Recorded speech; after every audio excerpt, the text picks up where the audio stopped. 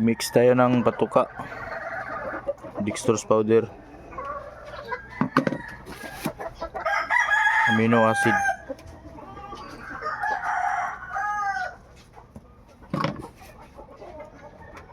red cells,